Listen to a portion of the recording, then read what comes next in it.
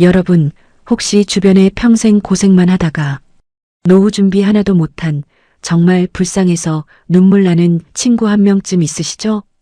그 친구가 나 좀 살려달라며 손을 내밀 때 여러분은 어떻게 하시겠습니까? 그래, 40년 우정이 있는데 내가 모른 척하면 안 되지 하며 그 손을 덥석 잡으시겠나요? 그 가여운 손이 여러분이 30년 넘게 공직에서 혹은 일터에서 피땀 흘려 쌓아 올린 연금과 노후 안식처를 단숨에 지옥불로 끌고 들어갈 악마의 손길이라면 어쩌시겠습니까? 제가 오늘 드릴 이야기는 단순히 사기를 당해 돈을 잃은 이야기가 아닙니다. 가장 믿었던 사람에게 내 노후를 통째로 도둑맞고 남편과 이혼 도장 찍기 직전까지 갔던 60대 여자의 피 맺힌 절규입니다. 과연 저는 그 지옥 같은 구렁텅이에서 기적처럼 살아남았을까요? 아니면 평생 일군 아파트를 날리고 길거리로 나앉게 되었을까요? 저는 올해 68, 대전 보건소에서 30년 넘게 일하고 정년퇴직한 김영자입니다. 퇴직하고 나니 매달 제 통장에 연금 162만 원이 찍히더군요. 거기에 남편 국민연금 94만 원까지 합치면 둘이서 한 달에 250만 원 남짓으로 살아갔습니다. 이 정도면 대전에서 노후 보내기에 넉넉하진 않아도 남한테 아쉬운 소리 안 하고 살 줄 알았습니다. 그런데 말입니다. 그 남한테 아쉬운 소리 안 해도 된다는 그 알량한 자부심이 화근이었습니다. 연금 한 푼 없이 식당 일을 전전하던 40년 지기 친구 미자가 제 눈에는 너무 가련해 보였던 거죠. 영자야, 너는 나라에서 돈 나오니 좋겠다. 나는 죽을 때까지 이 짓을 해야 하나 봐. 그 눈물 섞인 한마디에 제 심장이 무너졌습니다. 미자가 제안한 건 요즘 유행한다는 단기 임대 사업이었습니다. 대전 수목원 근처에 원룸 빌라를 하나 잡아서 꾸며놓으면 외지인들 상대로 떼돈을 벌 수 있다는 감언이설이었죠. 처음엔 거절했습니다. 제가 무슨 사업가도 아니고 그저 평범한 공무원 출신인데 말이죠. 하지만 미자는 자기가 직접 청소하고 빨래하고 손님 응대까지 다 하겠다며 제 바짓가랑이를 붙잡았습니다. 결국 저는 제 명의의 아파트를 담보로 대출 9천만 원을 받고 마이너스 통장까지 뚫어 총 1억 3천만 원을 그 빌라에 쏟아부었습니다. 미자는 연신 고맙다며 너 아니면 나 벌써 죽었을 거야 라고 울먹였죠. 그때까지만 해도 제가 미자의 은인인 줄 알았습니다. 그런데 말입니다. 인생은 그리 호락호락하지 않았습니다. 투자하고 딱 2달 제 통장에는 매출 450만 원이 찍혔습니다. 이자 내고 미자 수고비 떼줘도 200만 원이 남더군요. 이대로면 3년이면 빚 다 갚겠어 하며 남편이랑 고기 파티까지 했습니다. 하지만 기쁨도 잠시 생각지도 못한 곳에서 폭탄이 터졌습니다. 임대사업자로 등록되면서 남편 밑에 있던 제 의료보험 피부양자 자격이 박탈된 겁니다. 매달 20만 원 넘는 보험료가 추가로 날아오고 연금 소득까지 합쳐지니 세금 폭탄이 장난이 아니더군요. 여기서 끝이 아니었습니다. 미자가 가져오는 정상금이 조금씩 줄기 시작하더니 어느 날부터인가 빌라 안에서 이상한 냄새가 나기 시작했습니다. 빌라 문을 열었을 때 저는 제 눈을 의심했습니다. 그 깨끗하던 방 안은 담배 연기로 가득했고 험악하게 생긴 남자들이 거실에 모여 앉아 있었습니다. 미자는 어디에도 보이지 않았고 제가 그토록 아꼈던 그 공간은 사설 도박장으로 변해 있었습니다. 그 순간 제 머릿속에는 오직 한 가지 생각뿐이었습니다. 아, 내 인생이 여기서 끝나는구나. 여러분, 제가 이 위기를 어떻게 넘겼을 것 같습니까? 경찰에 신고하면 끝날 일이라고요? 아닙니다. 진짜 지옥은 미자가 남기고 간 1억 3천만 원의 대출, 원금과 제 이름으로 서명된 알 수 없는 연대보증 서류들이었습니다. 40년 우정이 어떻게 이토록 처참하게 사람을 배신할 수 있는지 그 소름 끼치는 진실을 지금부터 하나하나 풀어놓으려 합니다. 오늘 제 이야기를 끝까지 듣지 않으시면 여러분도 모르는 사이에 친구라는 이름의 괴물에게 여러분의 집 열쇠를 넘겨주게 될지도 모릅니다. 특히 주변에 나 연금 없어서 너무 힘들어라고 말하는 친구가 있다면 지금 당장 제 이야기에 집중해 주십시오. 그 친구의 눈물이 진짜인지 아니면 당신의 노후를 노리는 연기인지 제가 확실히 구분하는 법을 알려드리겠습니다.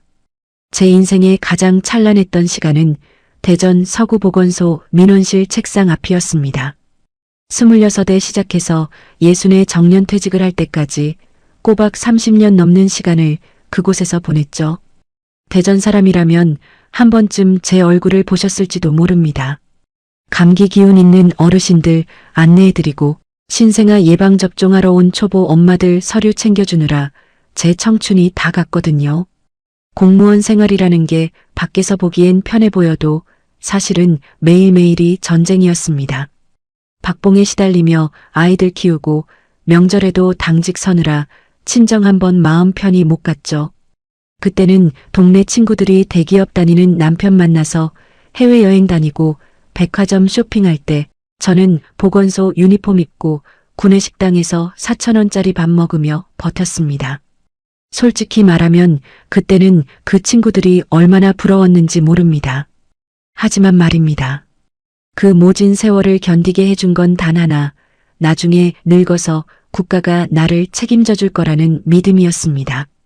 영자야, 지금은 힘들어도 조금만 참자. 나중에 연금 나오면 그때는 우리가 승자야. 퇴근길에 남편과 갑천변을 걸으며 서로를 다독이던 그 약속이 제 유일한 희망이었죠. 그렇게 30년을 버티고 받은 제 연금 액수가 162만 원이었습니다. 정년퇴직하던 날 보건소 정문을 나서는데 눈물이 왈칵 쏟아지더라고요. 시원섭섭하기도 했지만 이제는 정말 쉬어도 된다는 안도감이 더 컸습니다. 남편도 중소기업에서 성실히 일해 국민연금 94만 원을 받게 되었으니 우리 부부 합쳐서 매달 250만 원 정도의 고정 수입이 생긴 겁니다. 대전에서 집 한 칸 있고 빚 없고 매달 250만 원이면 사실 임금님 부럽지 않은 노후 아닙니까? 아침 7시 반이면 일어나 남편과 손잡고 한밭수목원으로 향합니다. 수목원 평송 청소년문화센터 쪽 입구로 들어가서 크게 한 바퀴 돌고 나면 몸이 개운해지죠. 산책 끝나고 탐방동 단골 빵집에서 갓 구운 식빵 하나 사들고 집에 돌아오는 길. 그 소소한 일상이 저에게는 세상 무엇과도 바꿀 수 없는 행복이었습니다. 남편은 가끔 우리가 젊었을 때 고생한 보람이 있네 하며 제 손을 꼭 잡아줍니다. 저희는 큰 욕심도 없었습니다. 손주들 놀러 오면 용돈 5만 원씩 쥐어주고 가끔 친구들 만나서 칼국수 한 그릇 사 먹는 살. 보험 하나 든든하게 들어놨으니 병원비 걱정도 크게 안 했고 나라에서 주는 소액의 지원금이나 복지 혜택만 잘 챙겨도 충분하다고 생각했습니다. 이 평화가 죽을 때까지 계속될 줄로만 알았습니다. 문제는 그 평화로운 여유가 다른 사람의 눈에는 질투의 대상이 된다는 걸 몰랐다는 겁니다. 한 달에 한 번씩 중촌동 고향 친구들 모임에 나가면 늘 제가 주인공 대접을 받았습니다. 야, 영자는 공무원이라 팔자가 상팔자네. 나라에서 꼬박꼬박 용돈 주지 걱정이 없잖아. 친구들의 그 칭찬 섞인 농담이 처음에는 참 듣기 좋았습니다. 30년 고생한 보상을 이제야 받는구나 싶어 은근히 목에 힘도 들어갔죠. 그럴 때마다 제가 밥값도 먼저 내고 커피도 제가 다 샀습니다. 에이, 내가 연금 받는데 이 정도는 내야지 하면서 말이죠. 그런데 그 자리에 앉아있던 미자의 눈빛이 조금씩 변하고 있다는 걸 그때는 알아차리지 못했습니다. 미자는 남편 일찍 보내고 혼자서 식당 서빙하며 하루 벌어 하루 먹고 사는 처지였거든요. 모임이 끝나고 돌아가는 길 미자가 제 등을 툭 치며 그러더군요. 영자야, 너는 늙는 게 하나도 안 무섭지? 연금 없는 사람은 늙는 게 곧 지옥이야. 그때 미자의 그 서늘한 목소리를 들었을 때 저는 그냥 얘가 요즘 많이 힘든가 보다 하고 넘겼습니다. 오히려 미안한 마음에 미자 가방에 슬쩍 5만 원권을 찔러 넣어주기도 했죠. 그게 제 인생을 송두리째 뒤흔들 괴물에게 먹이를 주는 행위였다는 걸 당시에 저는 상상조차 하지 못했습니다. 연금 162만 원. 저에게는 훈장이었지만 누군가에게는 뺏어오고 싶은 전리품이었던 겁니다. 그리고 그 잔인한 진실은 둔산동 작은 칼국수집에서 미자가 눈물을 터뜨리던 그날 가장 잔인한 방식으로 제 눈앞에 드러나기 시작했습니다. 여러분, 제가 만약 그날 미자의 눈물을 외면했다면 제 인생은 지금 어떻게 달라져 있을까요?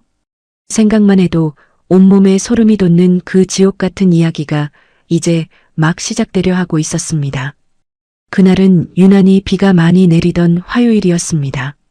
둔산동 법원 근처에 아주 오래된 칼국수집이 하나 있어요.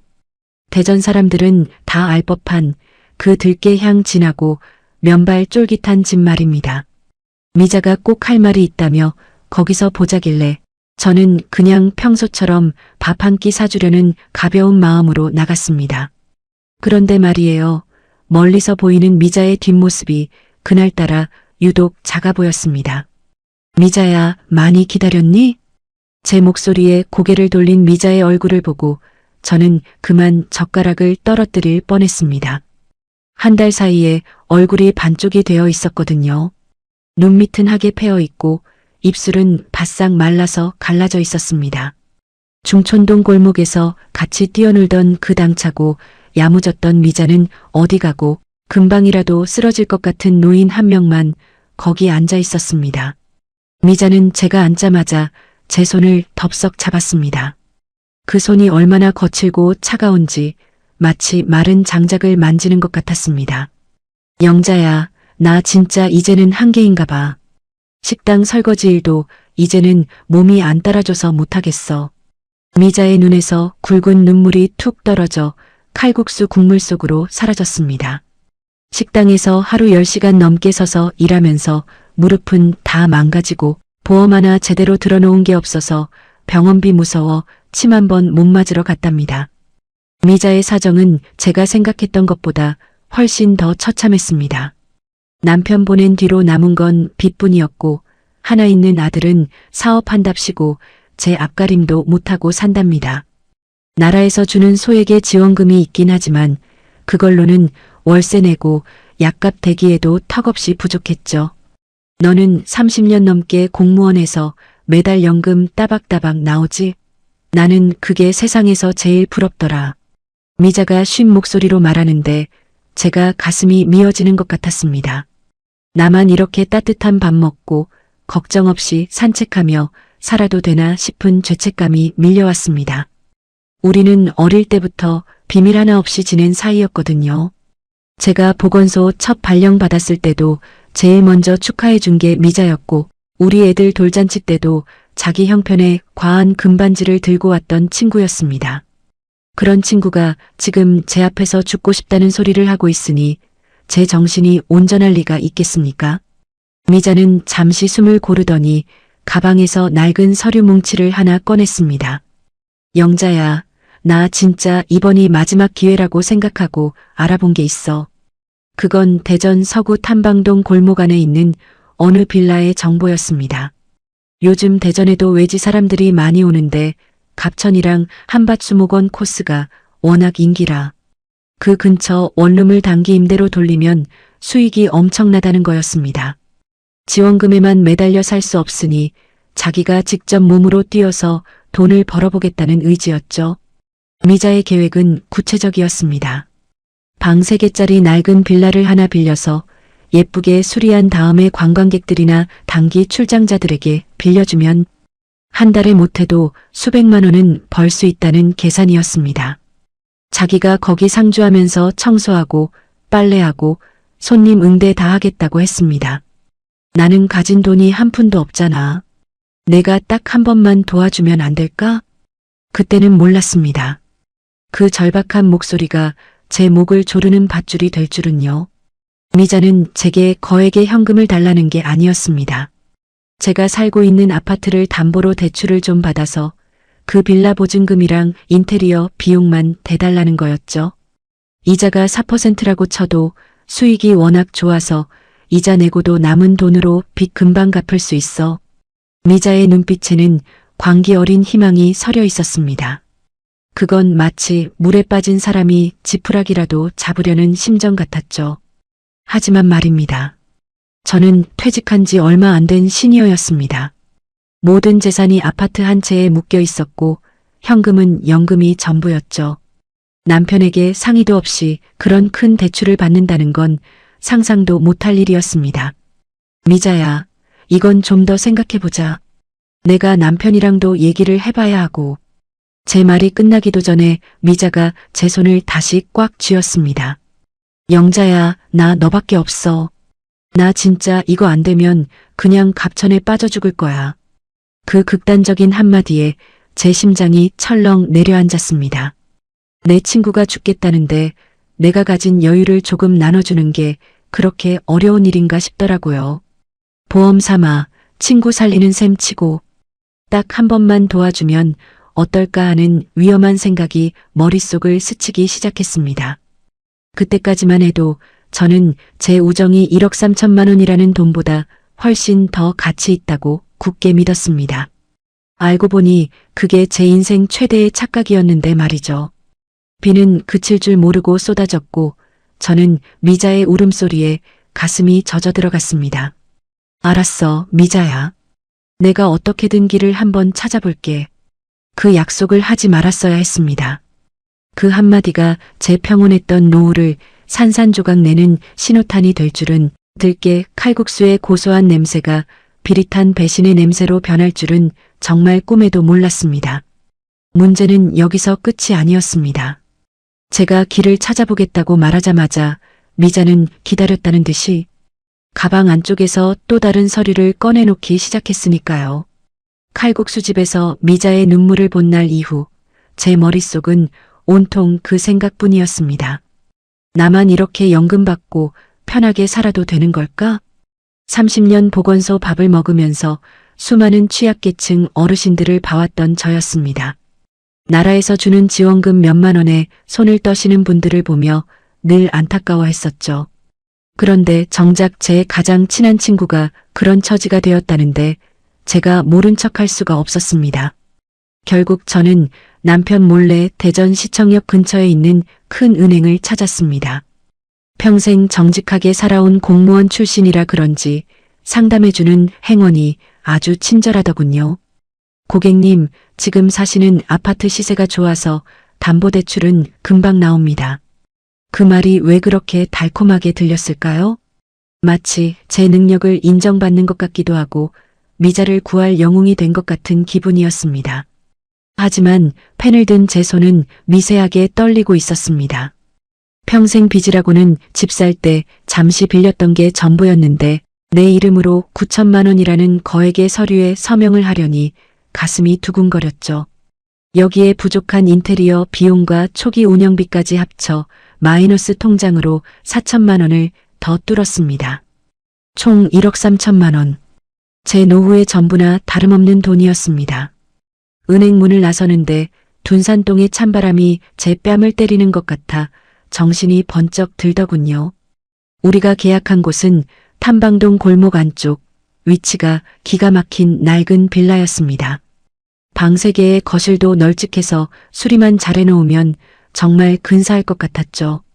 미자는 제가 돈을 구해왔다는 소식에 제 손을 잡고 엉엉 울었습니다. 영자야, 내가 내 생명의 은인이야. 나 정말 뼈가 부서지도록 일할게. 그 말을 믿었습니다. 40년 우정인데 설마 이 친구가 나한테 거짓말을 하겠나 싶었죠. 우리는 꼬박 보름 동안 빌라 수리에 매달렸습니다. 낡은 장판을 걷어내고 화사한 미색 벽지를 바르고 예쁜 조명도 달았습니다. 침대 시트 하나, 컵 하나까지 제가 직접 대전 신세계 백화점 근처 소품숍을 뒤져가며 골랐습니다. 미자는 매일 아침 일찍 나와 빗자루를 들고 계단을 쓸고 닦았습니다. 그 모습을 보며 저는 마음을 놓았습니다. 그래, 미자도 살리고 우리도 돈 벌고 이게 바로 노후의 복지지. 공사 중간에 미자가 제 손을 꼭 잡으며 그러더군요. 영자야, 나 보험 하나만 들어주면 안 될까? 내가 혹시라도 아프면 너한테 짐이 될까봐 그래. 그 마음이 가상해서 미자 이름으로 실비보험 하나도 제 돈으로 들어줬습니다. 투자한 돈에 비하면 몇만 원 안 되는 돈이니 아깝지 않다고 생각했죠. 그때까지만 해도 모든 게 희망차게만 보였습니다. 탐방동 골목길에 핀 개나리처럼 제 노후도 다시 꽃을 피우는 줄 알았습니다. 드디어 첫 손님이 예약된 날, 우리는 빌라 거실에 앉아 작은 파티를 열었습니다. 편의점에서 사온 캔맥주 하나씩 들고 우리 대박 나자며 건배를 했죠. 미자는 연신 고맙다, 미안하다는 말을 되풀이했습니다. 영자야, 나 나중에 돈 벌면 내가 빌려준 돈 이자까지 싹 다 갚을게. 그리고 우리 같이 온천 여행도 가자. 그 소박한 약속이 왜 그렇게 가슴을 울리던지 저도 미자의 어깨를 다독이며 웃었습니다. 하지만 마음 한구석에 남은 불안함은 어쩔 수 없었습니다. 남편에게는 친구랑 작은 소일거리 하나 시작했다고만 둘러댔거든요. 1억 3천만 원이라는 어마어마한 대출이 있다는 사실은 입 밖으로 꺼내지도 못했습니다. 매달 나갈 이자 생각에 밤잠을 설치기도 했지만 미자의 열정적인 모습을 보며 애써 불안을 눌렀습니다. 괜찮을 거야. 위치가 이렇게 좋은데 안 될 리가 없어. 그날 밤 탐방동 골목길을 내려오며 저는 밤하늘을 올려다봤습니다. 보건소에서 30년 넘게 공무원으로 일하며 쌓은 제 신용과 연금. 그 든든한 배경이 저를 너무 자만하게 만들었던 걸까요? 어려운 친구를 돕는다는 도취감이 제 눈을 가리고 있었던 걸까요? 지원금 한 푼 없이 자력으로 일어서겠다는 미자의 결의는 너무나 완벽해 보였습니다. 하지만 그 완벽함 뒤에 숨겨진 차가운 칼날을 저는 미쳐보지 못했습니다. 우정이라는 이름으로 포장된 이 위험한 동업이 제 인생의 가장 뼈아픈 교훈이 될 줄은 정말 꿈에도 몰랐습니다. 생각처럼 쉽지 않았어요. 인생의 반전은 늘 가장 행복하다고 느낄 때 찾아오는 법이니까요. 이제 막문을 연 이 작은 빌라가 제 노후를 집어삼킬 거대한 블랙홀이 될 줄은 그때의 저는 상상조차 하지 못한 채 그저 미자의 웃음소리에 취해 있었습니다. 문제는 그 다음이었어요. 첫 수익이 들어오던 날 저는 처음으로 미자의 낯선 눈빛을 보게 되었거든요. 투자하고 딱 한 달이 되던 날 아침이었습니다. 평소처럼 남편과 한밭수목원 한 바퀴 돌고 와서 식탁에 앉았는데 핸드폰에서 카톡하고 알람이 울리더군요. 미자가 보낸 메시지였습니다. 영자야, 이번 달 정산해서 보냈어. 확인해봐. 떨리는 손으로 은행 앱을 켰는데 세상에 제 눈을 의심했습니다. 입금자명 정미자 옆에 찍힌 숫자가 무려 450만 원이었습니다. 30년 넘게 보건소에서 일하면서 수많은 월급 봉투를 받아봤지만 이렇게 가슴이 뛰는 숫자는 처음이었습니다. 제 연금 162만 원보다 훨씬 큰 돈이 한 번에 들어온 거잖아요. 심장이 쿵쾅거려서 돋보기가 자꾸 흘러내렸습니다. 머릿속으로 계산기를 두드려 봤습니다. 은행 대출 이자 9천만 원에 마이너스 통장 4천만 원, 합쳐서 1억 3천만 원에 대한 이자가 한 달에 대략 60만 원 좀 넘게 나갑니다. 거기에 미자, 수고비 150만 원 떼주고 관리비랑 이것저것 빼도 제 손에 200만 원 넘게 남는 거였죠. 당신 왜 그렇게 실실 웃어? 좋은 일 있어? 남편이 신문을 내리며 묻더군요. 저는 얼른 핸드폰을 뒤집어 놓으며 대답했습니다. 아니, 그냥 친구랑 소소하게 시작한 일이 생각보다 잘 풀리네. 그때는 제가 세상에서 제일 똑똑한 여자가 된 기분이었습니다. 내 노후를 지켜주는 연금에 이제는 황금알을 낳는 거위까지 가졌으니 무서울 게 없었죠. 이대로면 3년이 아니라 2년 안에도 빚 다 갚고 떵떵거리며 살 수 있겠다는 확신이 들었습니다. 그날 오후 저는 미자를 칭찬해주고 싶어 과일 바구니를 사들고 빌라로 달려갔습니다. 골목 어귀에서부터 미자의 목소리가 들리더군요. 아이고 손님, 오시는 길 힘들지 않으셨어요? 여기 수건 넉넉히 넣어놨으니까 편하게 쉬세요. 미자는 제가 준 돈으로 산 화사한 앞치마를 두르고 손님들에게 연신 고개를 숙이고 있었습니다. 그 모습이 얼마나 기특하고 고마운지 제 코끝이 찡해졌습니다. 미자는 저를 보더니 달려와 손을 잡았습니다. 영자야, 봤지? 내가 된다고 했잖아. 대전역이랑 가깝고 수목원 근처라 예약이 끊이지를 않아. 미자의 얼굴에는 생기가 돌았고 예전에 그 비참했던 표정은 찾아볼 수 없었습니다. 우리는 거실에 마주 앉아 제가 사온 과일을 나눠 먹었습니다. 미자는 자기가 얼마나 열심히 청소하는지, 침대 시트는 매일 어떻게 샀는지 쉴 새 없이 떠들었죠. 그 모습을 보며 저는 속으로 생각했습니다. 그래, 이게 진짜 복지고 나눔이지. 친구도 살리고 나도 노후 자금 불리고 얼마나 좋아. 미자는 은근슬쩍 제 손목을 만지며 그러더군요. 영자야, 너 이 시계 오래됐지? 우리 조금만 더 벌어서 둔산동 갤러리아 가서 예쁜 거 하나 사자. 그 말에 저는 손사래를 쳤지만 속으로는 기분이 참 좋았습니다. 나중에 큰 수익이 나면 미자에게 보험도 더 좋은 걸로 업그레이드 해주고 둘이서 해외여행이라도 가야겠다고 야무진 계획을 세웠습니다. 생각처럼 쉽지 않았어요. 그 행복에 취해 제가 놓치고 있었던 사소한 의문들을 무시하는 게 말입니다. 그날 저녁 저는 기분이 좋아 남편을 데리고 탐방동에서 제일 유명한 한우집으로 갔습니다. 평소 같으면 1인분에 4만 원 넘는 고기는 쳐다보지도 않았을 텐데 그날은 당신 고생 많았으니까 실컷 먹어 하며 특수 부위를 주문했습니다. 남편은 당신 무슨 복권이라도 당첨됐어? 하며 웃었지만 싫지 않은 기색이었습니다. 결제할 때 제 지갑에서 5만 원권 신사임당을 꺼내는데 가슴이 뻥 뚫리는 것 같더라고요. 영자야, 그래도 너무 무리하지 마. 친구랑 하는 일은 늘 조심해야 해. 남편의 그 말에 저는 속으로 코웃음을 쳤습니다. 당신이 뭘 안다고 그래? 내 덕분에 당신도 호강하는 건데. 공무원 30년 생활하며 꼼꼼하기로 소문났던 저였는데 통장에 찍힌 450만 원이라는 숫자가 제 이성을 마비시켜버린 겁니다. 연금 162만 원이 줄 수 없는 그 짜릿한 쾌감이 제 눈을 멀게 했습니다. 하지만 그날 밤 잠자리에 누웠을 때 문득 이런 생각이 들었습니다. 근데 미자가 예약 사이트 아이디랑 비밀번호를 왜 아직 안 알려줬지? 정산표도 수첩에 적은 것만 보여주고 실제 예약 내역은 자기가 바빠서 나중에 정리해서 준다고만 했거든요. 하지만 이내 고개를 저었습니다. 에이, 설마 미자가 나를 속이겠어? 첫 달부터 이렇게 큰 수익을 보내줬는데 그 의심의 싹을 제 손으로 짓밟아버린 것이 제 인생 최악의 실수였습니다. 그때까지만 해도 정말 괜찮았습니다. 아니, 완벽했습니다. 하지만 인생은 늘 가장 달콤한 꿈을 꿀 때 우리를 벼랑 끝으로 밀어냅니다. 미자가 가져다 준 그 450만 원이 사실은 제 살점을 베어낸 고기였다는 걸. 그 비극적인 진실은 채 2달이 지나기도 전에 서서히 정체를 드러내기 시작했습니다. 문제는 여기서 끝이 아니었습니다.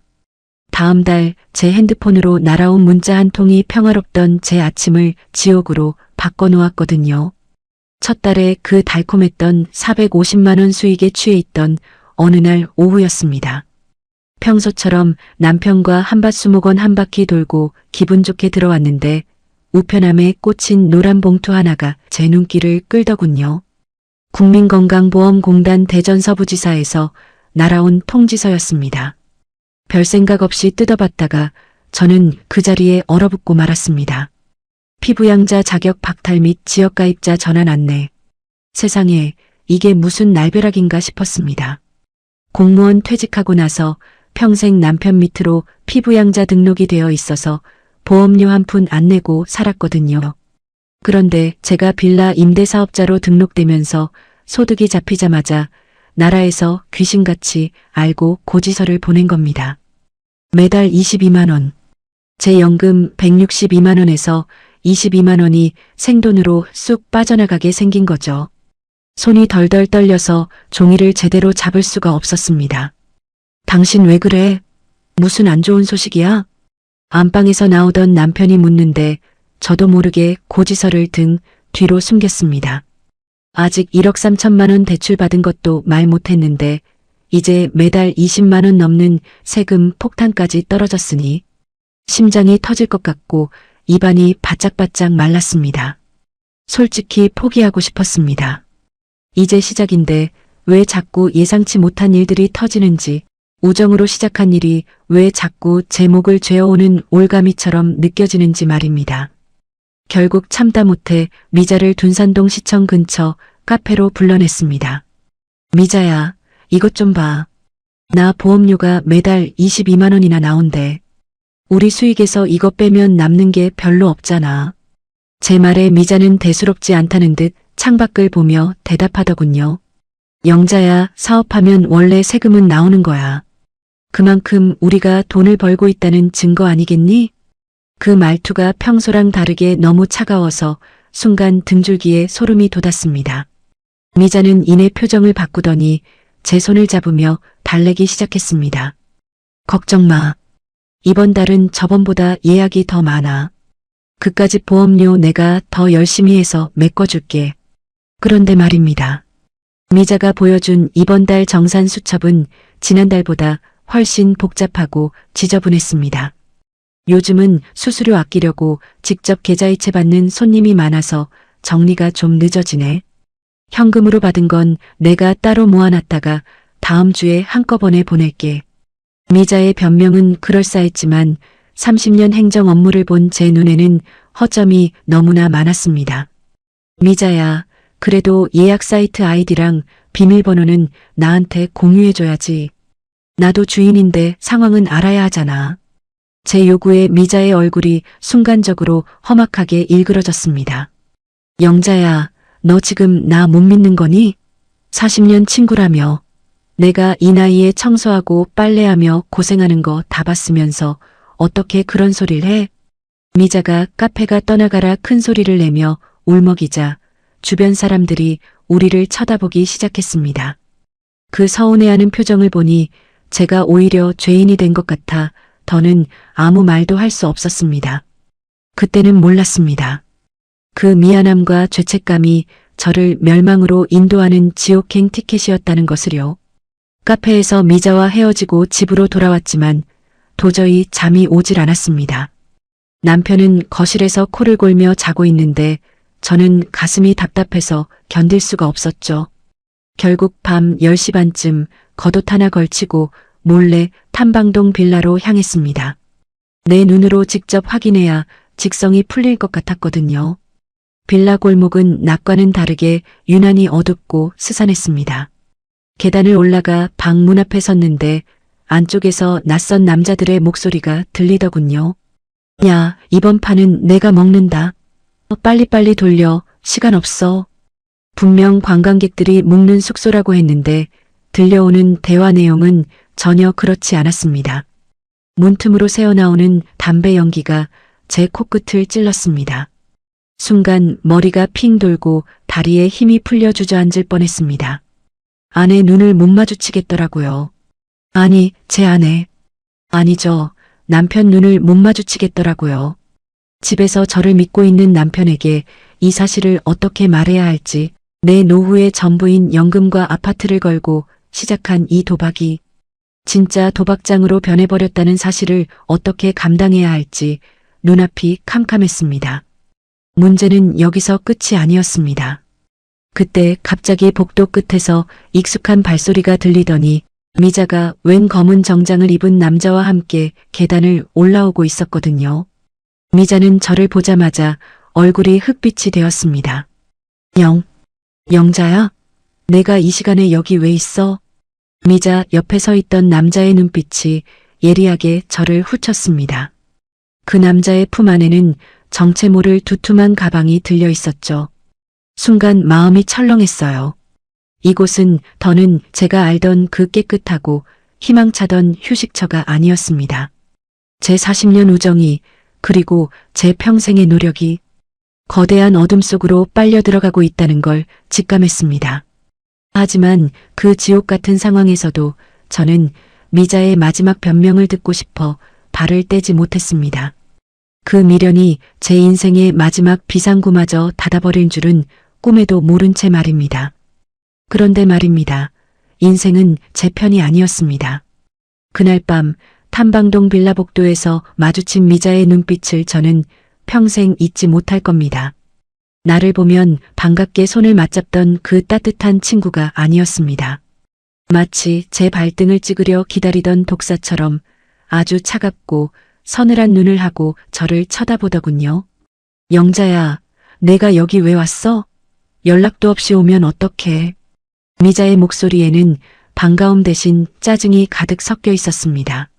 옆에 서 있던 박 실장이라는 남자는 제 앞을 가로막으며 툭 던지듯 말하더군요. 아지매, 영업 방해하지 말고 좋은 말할 때 가시죠. 여기 지금 중요한 손님들 계시니까. 중요한 손님이라니요? 관광객들이 묵는 숙소에 웬 험악한 남자들이 들끓고 복도까지 자욱한 담배 연기와 욕설이 들리는데 이게 어떻게 정상적인 영업입니까? 제가 따져 물으려 하자 미자가 제 팔을 거칠게 잡아 끌고 계단 아래로 내려갔습니다. 야, 김영자. 너 지금 제정신이야? 내가 다 알아서 한다고 했잖아. 돈 좀 투자했다고 나를 감시하는 거니? 너 진짜 사람 그렇게 안 봤는데 무섭다 얘.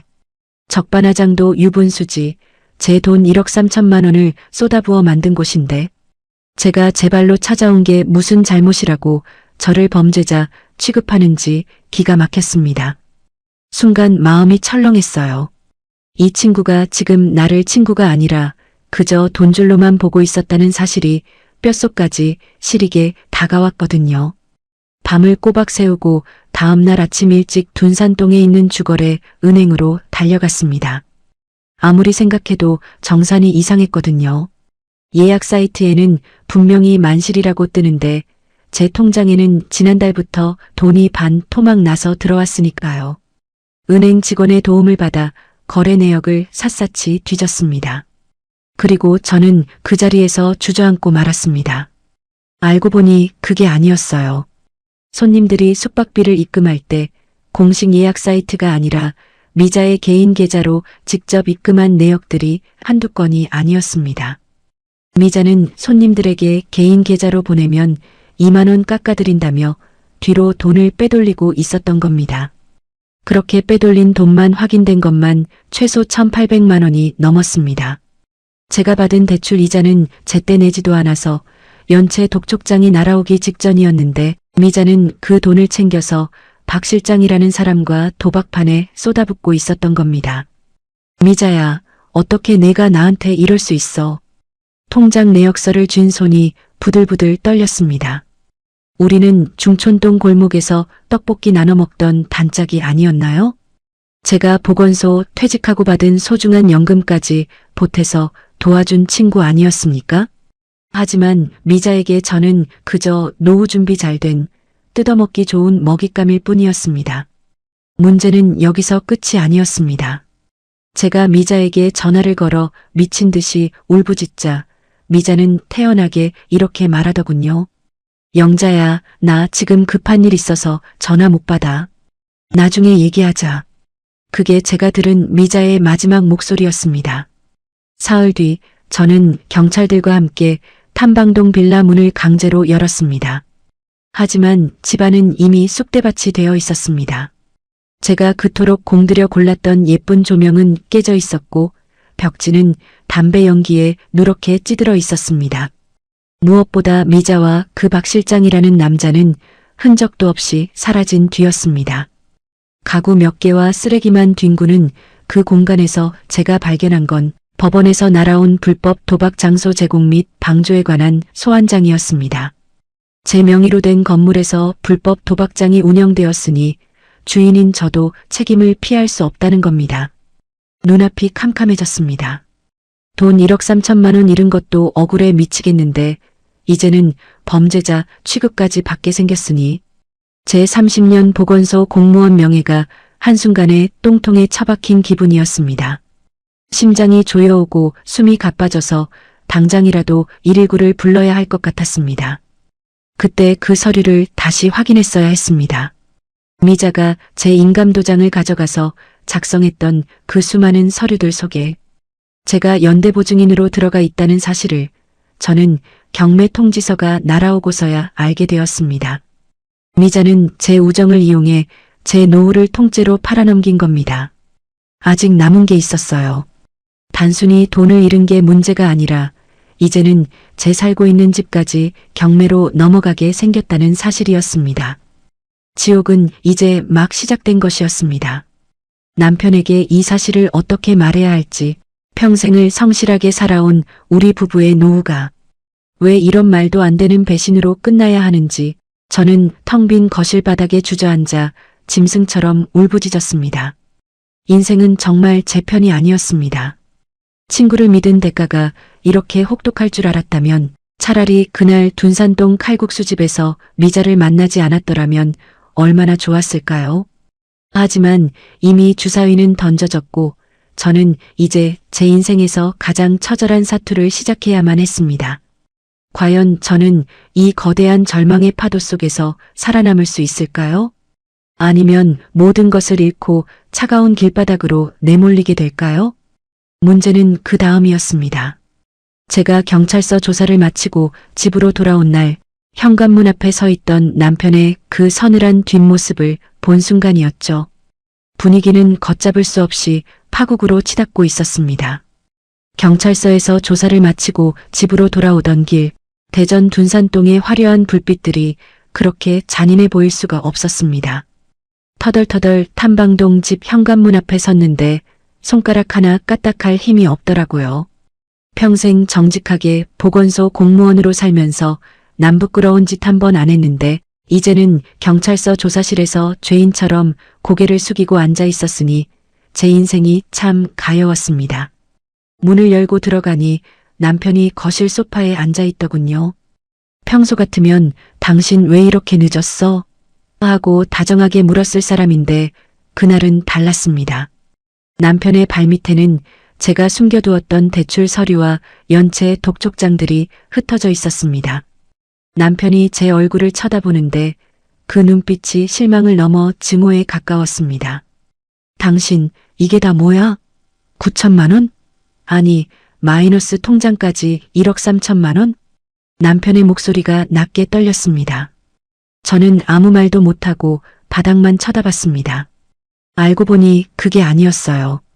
남편은 이미 낮에 은행에서 걸려온 전화를 받았던 겁니다.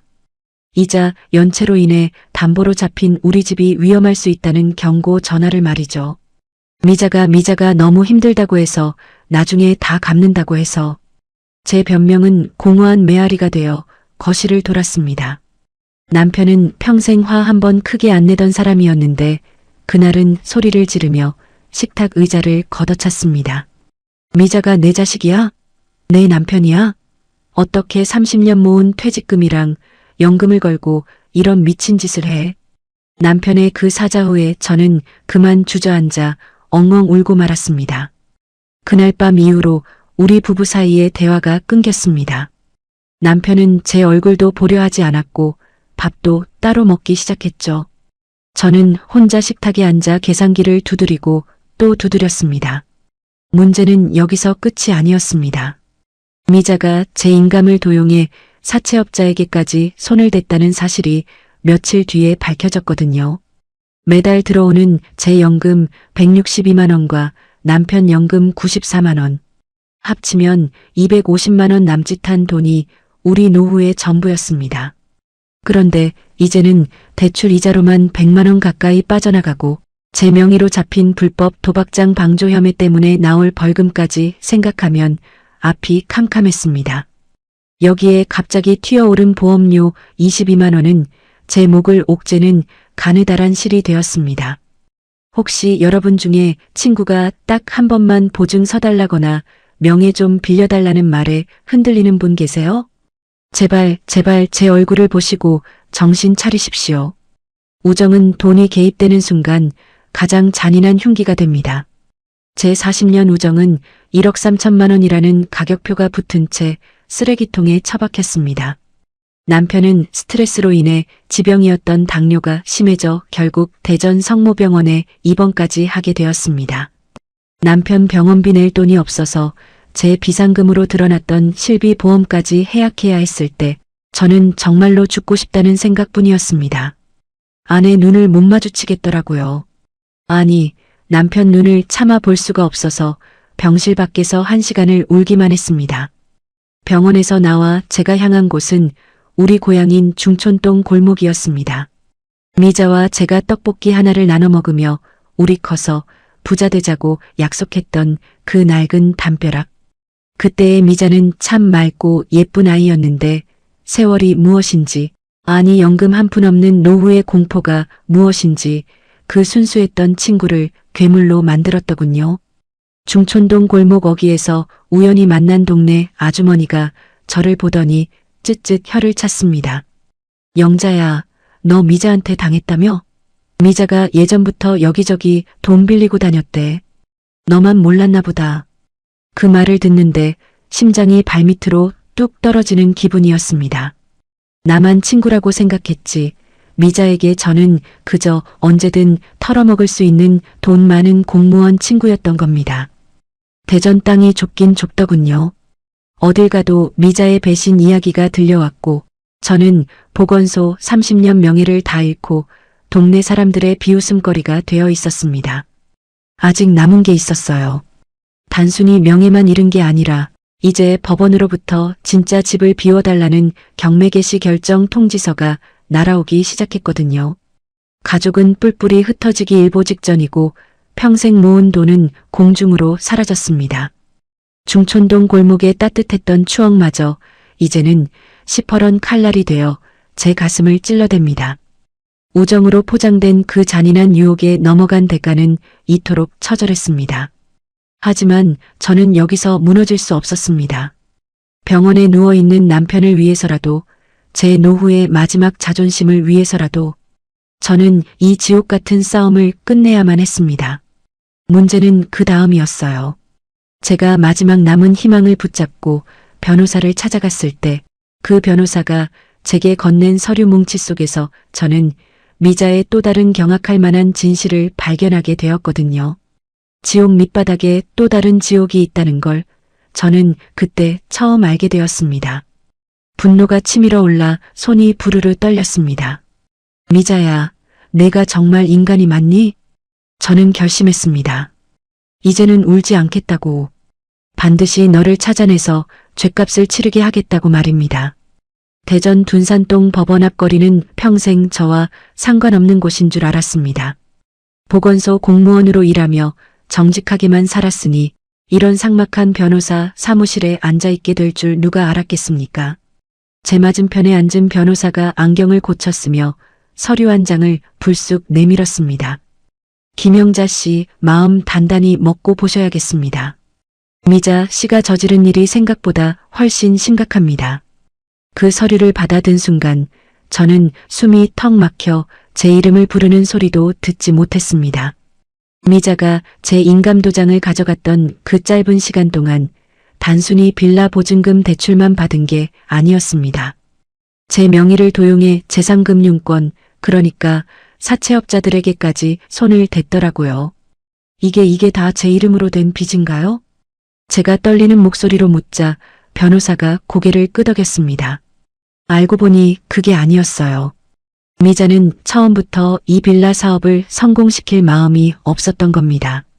제 신용과 연금 수령자라는 확실한 신분증을 이용해서 자기가 진 도박빚을 갚기 위해 저를 통째로 팔아넘긴 것이었습니다. 추가로 발견된 채무만 무려 7천만 원. 기존에 빌린 1억 3천만 원에 이 돈까지 합치면 2억 원이 넘는 빚더미가 제 어깨 위에 내려앉았습니다. 변호사 사무실을 나와 제가 달려간 곳은 남편이 입원해 있는 대전 성모병원이었습니다. 남편은 스트레스로 인한 당뇨 합병증으로 시력까지 흐릿해진 상태였습니다. 병실 문을 열려다가 저는 차마 들어가지 못하고 복도 벤치에 주저앉았습니다.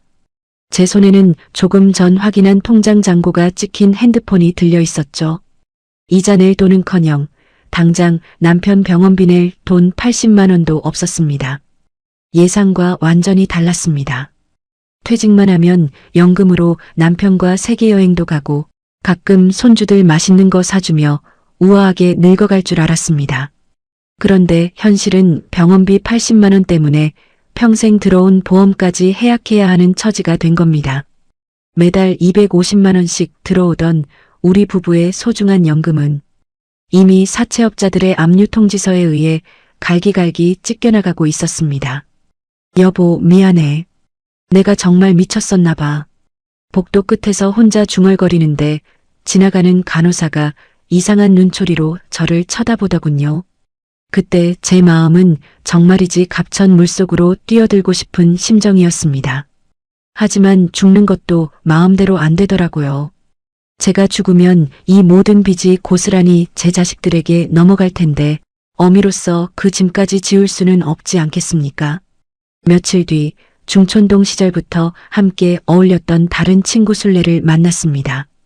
순례는 제 소식을 듣고는 눈물을 훔치며 쌈짓돈 100만 원을 제 손에 쥐어주려 하더군요. 영자야, 일단 이걸로 남편 약값이라도 해.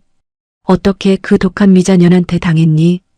그 따뜻한 호의가 고마우면서도 제 속은 시커멓게 타들어갔습니다. 돈이 사람을 얼마나 비참하게 만드는지 저는 그날 뼈저리게 느꼈습니다. 아내 눈을 못 마주치겠더라고요. 아니, 친구 순례의 눈도 못 마주치겠더라고요. 보건소에서 목에 힘주고 밥값 내던 김영자는 어디 가고 이제는 친구에게 동정표를 구걸하는 가련한 노파만 남았으니까요. 순례가 제 어깨를 다독이며 조심스럽게 물었습니다. 근데 영자야, 너 미자가 예전에 사채 썼다는 소문 못 들었니? 둔산동 쪽 계모임에서 돈 들고 튀었다는 소문 파다했어. 그 말을 듣는 순간 제 심장이 멈추는 것 같았습니다.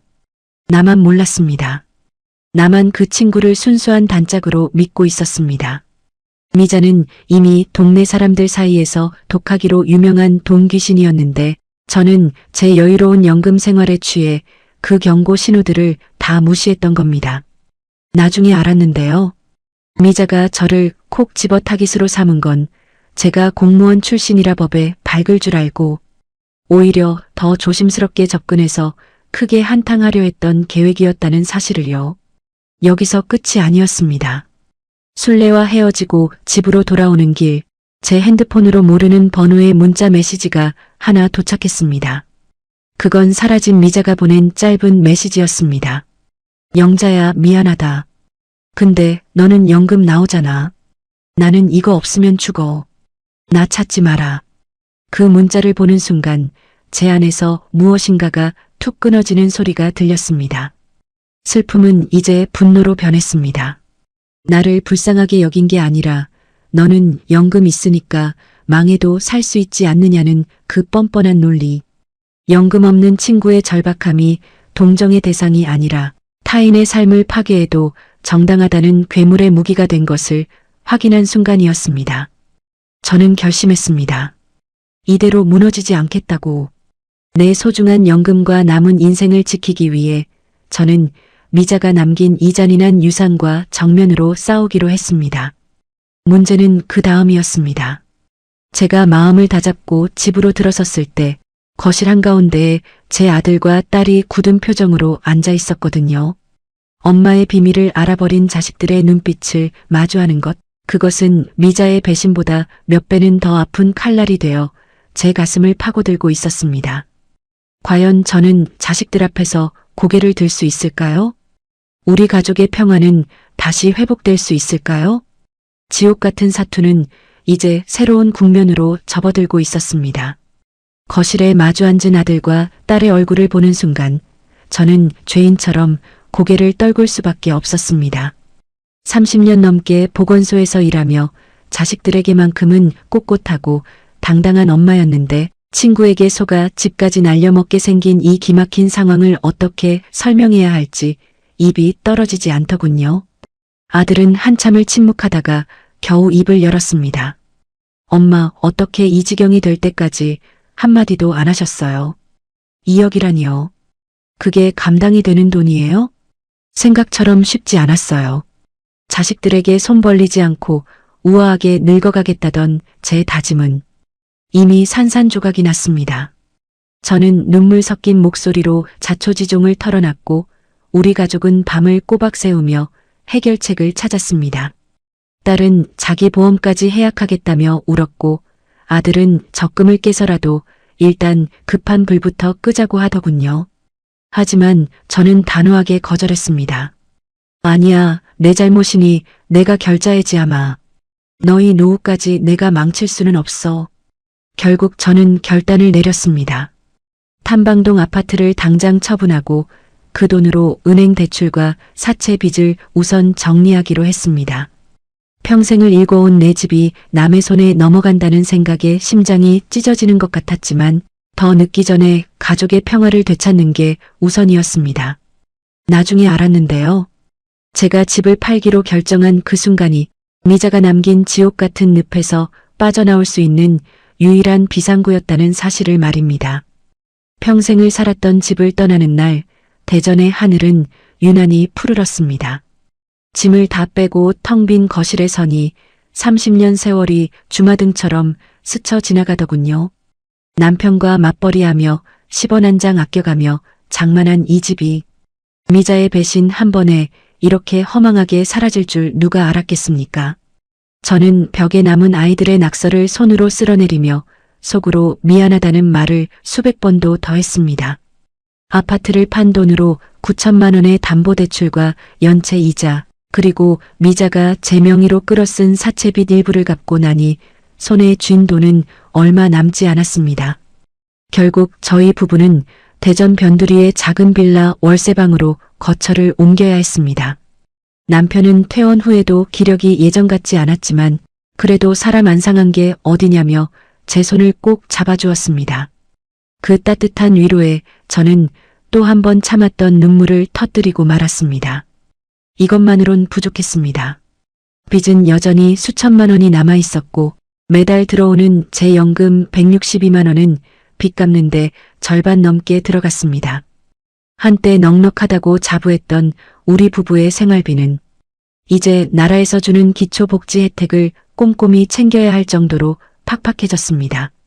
사건이 터진 지 벌써 2년이 지났습니다. 지금 저희는 보증금 2천만 원에 월세 40만 원짜리 작은 방에서 살고 있습니다.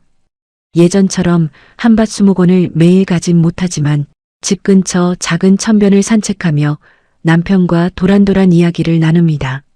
남은 빚은 연금에서 매달 일정 금액씩 떼어 갚아 나가고 있습니다. 비록 외식 한 번 마음 편히 못하고 시장에서 떨이 채소를 고르는 처지가 되었지만 마음만큼은 오히려 아파트에 살 때보다 더 편안해졌습니다. 미자는 결국 잡히지 않았습니다. 들리는 소문에 의하면 해외로 나갔다느니 도박장에서 큰 사고를 당했다느니 하지만 이제 제 인생에서 미자라는 이름은 완전히 지워버렸습니다. 여기서 끝이 아니에요. 제가 이 시련을 겪으며 깨달은 가장 큰 진실은 진짜 친구는 내 돈을 탐내는 사람이 아니라 내 가난을 함께 걱정해주는 사람이라는 것이었습니다. 순례처럼 제 곁을 지켜준 진짜 우정이 무엇인지 이제야 알게 된 것이죠. 병원까지 40분이라는 생각에 그게 더 무섭더라고요. 예전에는 건강이 최고인 줄 알았는데 이제는 그 건강을 지킬 수 있는 최소한의 신뢰가 더 소중하다는 걸 압니다. 지금 제 통장 잔고는 예전의 10분의 1도 안 되지만 남편과 나누는 된장찌개 한 그릇에 감사하는 법을 배웠습니다. 그리고 무엇보다 끝까지 제 곁을 지켜준 가족의 소중함을 뼈저리게 느꼈습니다. 제 노후는 화려한 성공담에서 처절한 실패담으로 바뀌었지만 그 잿더미 위에서 저는 다시 일어서는 법을 배웠습니다. 비록 2억 원이라는 비싼 수업료를 냈지만 그 대가로 저는 인생에서 가장 소중한 것들을 걸러낼 수 있는 해안을 얻었습니다. 문제는 그 다음이었어요. 저처럼 평생 정직하게 살아온 시니어들이 여전히 우정이라는 이름에 덫에 걸려 제2, 제3의 영자가 되고 있다는 소식을 들을 때마다 제 가슴은 다시 한번 타들어갑니다. 과연 여러분은 안전하신가요? 여러분이 믿고 있는 그 불쌍한 친구가 사실은 여러분의 노후를 노리는 사냥꾼은 아닐까요? 이제 저는 제 뼈아픈 경험을 담아 여러분의 소중한 연금을 지키기 위한 마지막 조언을 드리려 합니다. 이 이야기는 여기서 끝이 아닙니다. 여러분의 남은 인생을 결정지을 진짜 노후 자금의 진실이 기다리고 있으니까요. 끝까지 집중해 주십시오. 여러분의 집 열쇠는 반드시 여러분의 손에 쥐고 있어야 합니다. 여러분, 제가 2억 원이라는 비싼 수업료를 내고 배운 가장 뼈아픈 교훈이 무엇인지 아십니까? 그건 바로 노후에 도는 숫자가 아니라 내 생명줄 그 자체라는 사실입니다. 보건소에서 30년 넘게 일하며 매달 꼬박꼬박 들어오는 연금 162만 원. 그 돈이 제 통장에 찍힐 때마다 저는 그게 그냥 당연한 권리인 줄 알았습니다. 하지만 집을 잃고 빚더미에 앉아보니 알겠더라고요. 그 162만 원은 제가 젊은 시절 민원인들의 욕설을 견뎌내고 아이들 아픈데도 당직 서며 흘렸던 눈물이 굳어서 만들어진 결정체였다는 것을요. 시니어 여러분, 누군가 여러분에게 다가와 좋은 투자처가 있다거나 딱 한 번만 도와달라고 하면 그 사람의 얼굴 뒤에 숨겨진 의도를 보셔야 합니다. 특히 평생 고생만 하고 노후 준비 하나도 안 된 정말 불쌍해서 눈물 나는 친구가 있다면 미안하지만 그 친구와는 거리를 두십시오. 배고픈 사자는 가장 가까운 곳에 있는 먹잇감을 먼저 노리는 법입니다. 미자가 저를 선택한 건 제가 제일 친해서가 아니라 제가 가진 연금과 아파트가 가장 확실한 먹잇감이었기 때문입니다. 아내 눈을 못 마주치겠더라고요. 아니, 제 자신을 거울로 보기가 무서웠습니다. 내가 왜 그렇게 어리석었을까? 왜 우정이라는 가짜 이름표에 속아 내 생명줄을 넘겨줬을까? 매일 밤 가슴을 치며 후회해도 이미 버스는 떠난 뒤였습니다. 지금 이 순간에도 너는 형편이 좀 낮잖아라며 은근히 부담을 주는 사람이 있다면 그 사람은 여러분의 친구가 아니라 여러분의 노후를 갉아먹는 기생충일지도 모릅니다. 여러분의 여유는 여러분이 30년, 40년 동안 피땀 흘려 쌓아 올린 성지입니다. 그 성지를 남에게 쉽게 내어주지 마십시오. 자, 이제 제가 여러분께 드리는 3가지 철칙을 꼭 기억하십시오. 이것만 지켜도 저처럼 길바닥으로 나앉는 일은 절대 없을 겁니다. 첫째, 내 명의로 된 집은 절대로 담보로 잡히지 마십시오. 자식이 사업한다고 해도 친구가 죽는 소리를 해도 집만큼은 지켜야 합니다.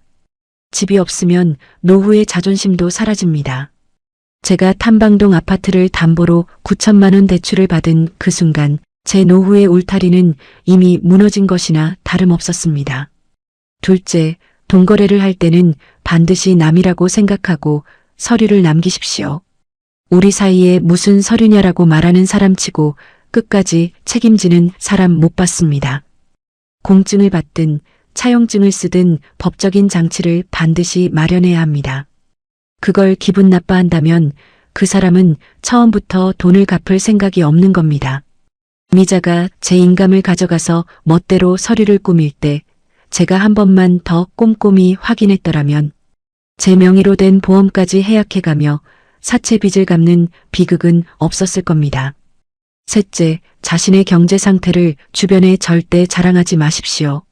내가 연금을 얼마 받는지, 적금이 얼마 있는지 떠벌리는 순간 여러분은 동네 모든 사기꾼의 표적이 됩니다. 나 연금 받아서 밥값 정도는 낼 수 있어라는 그 가벼운 자랑이 미자 같은 괴물을 불러들인다는 사실을 저는 너무 늦게 알았습니다. 남부럽지 않게 살고 싶다는 허영심이 제 눈을 가리고 귀를 막았던 것이죠. 여러분, 인생은 60부터라는 말, 그거 다 거짓말입니다. 인생은 60부터 지키는 것입니다. 새롭게 무언가를 벌여서 성공하기엔 우리 몸은 너무 지쳤고 시간은 너무 짧습니다. 지금 가진 것을 잘 지키고 국가에서 주는 복지 혜택이나 지원금 꼼꼼히 챙기며 내 곁을 지켜준 가족과 오순도순 사는 게 진짜 성공한 노후입니다. 저는 지금 2천만 원에 40만 원짜리 월세방에 살지만 매달 빚을 갚고 남은 연금으로 쌀을 사고 남편 약값을 낼 수 있음에 감사하며 삽니다. 비록 예전처럼 둔산동 백화점에서 쇼핑은 못해도 마음만큼은 1억 3천만 원 빚더미에 눌려 있을 때보다 수천 배는 더 가볍습니다. 생각과 달랐다고 좌절하지 마십시오. 바닥을 쳤다면 이제 올라갈 일만 남은 것 아니겠습니까? 이것만으론 부족했습니다. 제 사연이 단순히 한 여자의 실패담으로 끝나지 않기를 바랍니다. 이 이야기가 여러분의 가슴에 박혀 누군가 여러분의 노후를 노릴 때 단호하게 아니오라고 말할 수 있는 용기가 되길 진심으로 기도합니다. 관계는 마음으로 지키는 것이지만 돈은 반드시 증거로 지켜야 한다는 것. 그걸 몰랐던 대가가 제 평생의 노후였다는 사실을 절대로 잊지 마십시오. 이제 저는 다시 밖으로 나갑니다. 비록 예전처럼 화려한 모습은 아니지만 정직하게 빚을 갚고 내 삶을 책임지는 당당한 시니어로 살아가려 합니다. 여러분도 부디 제 전철을 밟지 마시고 여러분의 소중한 노후를 그 눈물겨운 연금을 끝까지 지켜내시길 바랍니다. 지옥 같은 사투 끝에 제가 도달한 이 현실적인 평화가 여러분에게는 부디 처음부터 주어지는 축복이 되길 간절히 소망합니다. 문제는 여기서 끝이 아니에요. 이제 제가 여러분께 드리고 싶은 마지막 당부와 우리가 꼭 기억해야 할 핵심 3가지가 기다리고 있습니다. 마지막까지 제 목소리에 귀를 기울여 주십시오. 이것이 여러분의 전 재산을 지키는 최후의 방어선이 될 테니까요. 여러분, 대전 서구 탐방동의 평범한 아줌마였던 제가 2억 원이라는 전 재산을 날리고 깨달은 건 결국 우리 노후를 지켜주는 건 화려한 수익률이 아니라 매달 따박따박 들어오는 소중한 연금과 내 곁을 끝까지 지켜주는 가족분이라는 사실이었습니다. 중촌동 골목에서 함께 웃던 미자와의 40년 우정은 차가운 배신으로 끝났지만 그 덕분에 저는 인생의 진짜 우선순위를 다시 세울 수 있었습니다. 비록 지금은 낡은 빌라 월세방에서 시장떨이 채소로 식탁을 차리는 처지이지만 남편과 마주 앉아 된장찌개 한 그릇 비워낼 수 있는 지금이 오히려 제 인생에서 가장 정직하고 평온한 시간일지도 모릅니다. 혹시 지금 주변에서 너만 믿는다며 손을 내미는 친구 때문에 잠 못 이루는 분이 계신가요? 그 손을 잡기 전에 제 얼굴을 꼭 한 번만 떠올려 주세요. 여러분이 거절하지 못해 잡은 그 손이 여러분의 집과 가족 그리고 평생의 명예를 한순간에 앗아갈 수도 있다는 걸 잊지 마십시오. 착한 마음이 때로는 가장 무서운 독이 되어 돌아오기도 하니까요. 마지막으로 오늘 내용 중 여러분의 노후를 지킬 핵심 3가지만 요약해 드릴게요. 첫째, 연금은 어떤 일이 있어도 타인과 공유하거나 담보로 잡히지 마십시오. 그것은 여러분의 자존심이자 마지막 생명줄입니다. 둘째, 친구 사이의 돈거래는 우정뿐만 아니라 인생을 파괴합니다. 진짜 친구라면 여러분에게 무리한 금전적 요구를 하지 않습니다. 셋째, 나라에서 주는 복지 혜택과 지원금을 꼼꼼히 챙기며 지금 가진 것을 지키는 수성의 자세를 가지십시오. 오늘 제 이야기가 여러분의 소중한 자산을 지키는 단단한 방패가 되었기를 진심으로 바랍니다. 이 이야기가 공감되셨다면 혹은 주변에 꼭 들려주고 싶은 분이 계신다면 공유해 주시고 구독과 좋아요로 응원해 주세요. 여러분의 따뜻한 관심이 저 같은 시니어 작가들에게는 다시 일어설 수 있는 가장 큰 힘이 됩니다. 병원까지 40분이라는 생각에 그게 더 무섭더라고요. 하지만 이제 저는 무서워하지 않으려 합니다. 정직하게 빚을 갚고 내 삶을 내 힘으로 꾸려가는 당당한 60대의 삶을 계속 살아갈 테니까요. 여러분도 부디 평온하고 안전한 노후 보내시길 기도하겠습니다. 오늘도 고생 많으셨습니다. 지금까지 대전에서 김영자였습니다. 감사합니다.